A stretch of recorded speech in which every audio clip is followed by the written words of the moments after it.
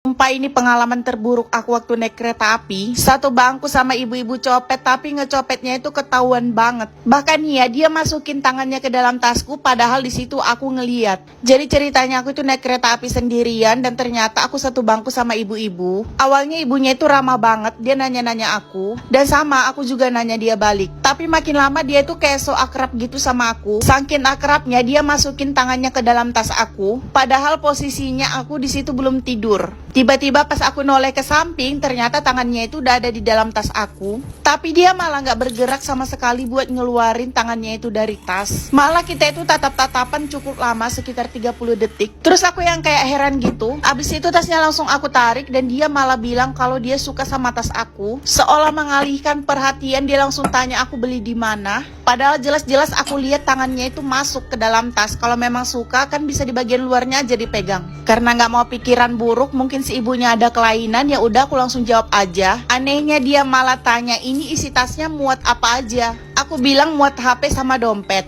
Terus dia malah nanya lagi, terus di dalamnya itu ada dompet nggak? Aku bilang ada ya, aku nyimpan dompet kan di dalam tas. Terus dia kayak yang cuma oh. Terus nggak lama dari situ aku kebelet ke toilet. Karena dia duduknya tuh di pinggir dekat jalan dan aku duduk di jendela, aku permisi lewat supaya si ibunya itu bukain jalan. Terus dia tanya mau kemana? Aku jawab ke toilet, dan kalian tahu dia bilang apa? Dia suruh aku buat nitipin tas aku karena katanya kalau di toilet itu susah kalau bawa tas. Gila-gila aja, aku nggak percaya dong. Orang jelas-jelas dia masukin tangannya ke dalam tas aku, tapi dia malah maksa dan narik tas aku. Di situ kami udah tarik-tarikan. Untungnya ada abang-abang di sebelah kita duduk langsung ngelerai si ibu itu. Aku benar-benar udah nggak nyaman duduk di situ sampai akhirnya aku cari bangku kosong, dan ternyata nggak ada bangku sama sekali.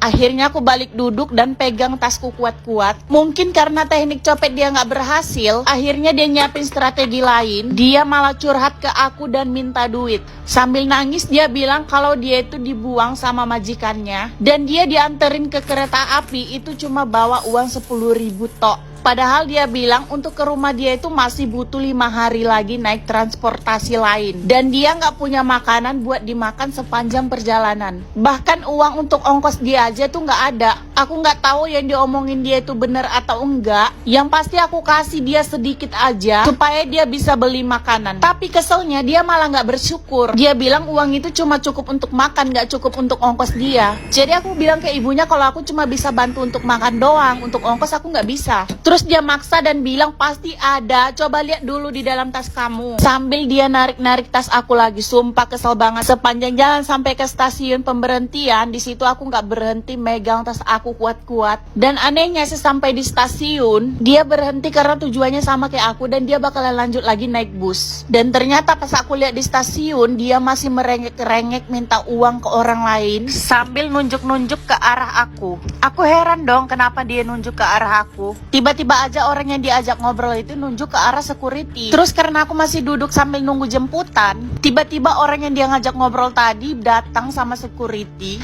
dan dia jalan tepat di belakang mereka. Di situ security-nya langsung nanya ke aku, apa benar kalau aku yang ngambil uang si ibu tadi sampai dia nggak punya ongkos lagi buat pulang. Di situ aku terkejut dong. Ternyata si ibu tadi minta uang ke orang yang dia ngajak ngobrol tadi, bilangnya kalau aku yang ngambil duit dia. Yang akhirnya dia jadi nggak punya uang buat ongkos pulang. Dan orang itu jadinya malah ngelaporin ke security. Oh ya, makasih udah dengerin cerita aku.